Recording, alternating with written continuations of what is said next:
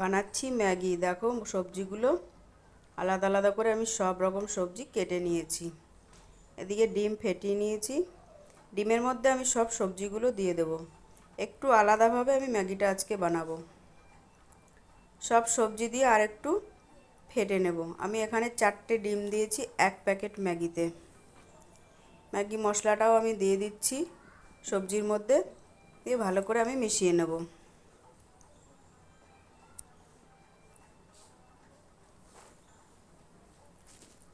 মেশানো হয়ে গেছে। এদিকে ম্যাগিটা আমি সিদ্ধ করে নেব।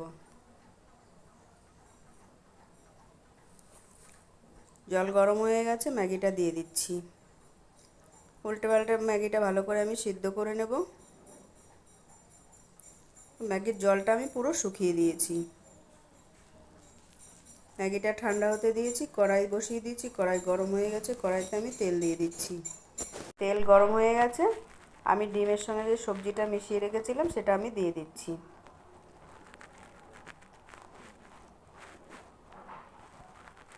দেখো সবজিটা হয়ে গেছে ডিমটার সঙ্গে। এবার আমি ম্যাগিটা দিয়ে দিচ্ছি। ম্যাগিটা দিয়ে ভালো করে নেড়ে চেড়ে মিশিয়ে আমি নামিয়ে নেব।